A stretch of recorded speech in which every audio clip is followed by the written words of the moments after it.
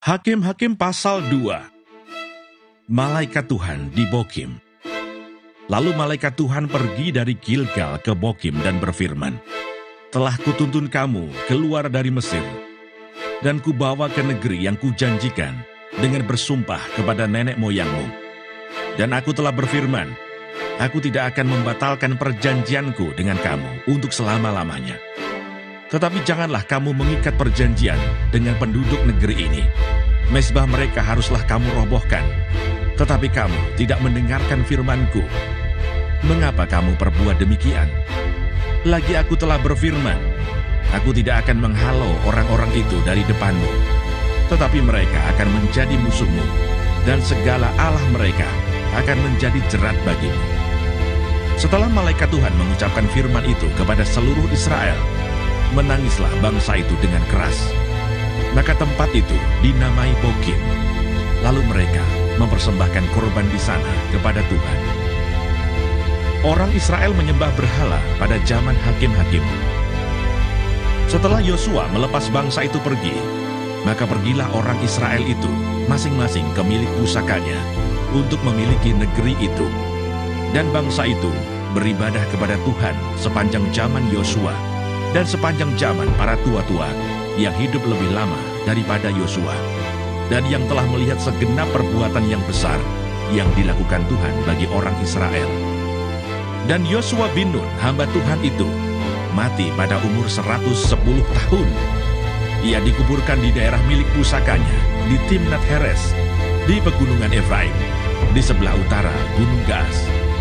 Setelah seluruh angkatan itu dikumpulkan kepada nenek moyangnya, bangkitlah sesudah mereka itu angkatan yang lain yang tidak mengenal Tuhan, ataupun perbuatan yang dilakukannya bagi orang Israel.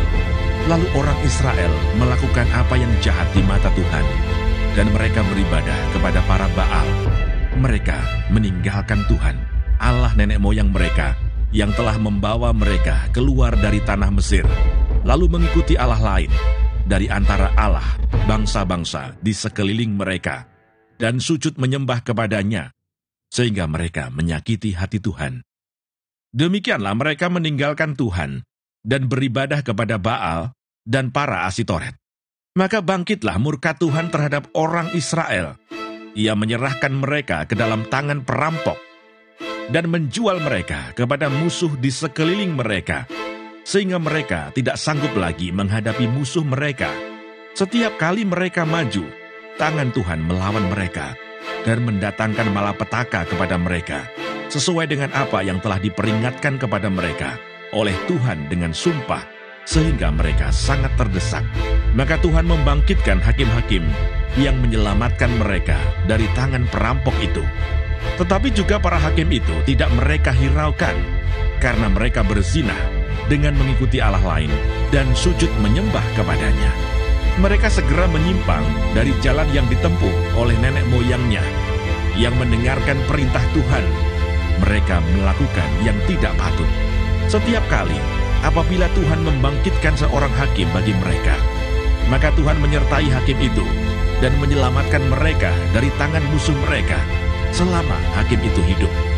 Sebab Tuhan berbelas kasihan mendengar rintihan mereka karena orang-orang yang mendesak dan menindas mereka.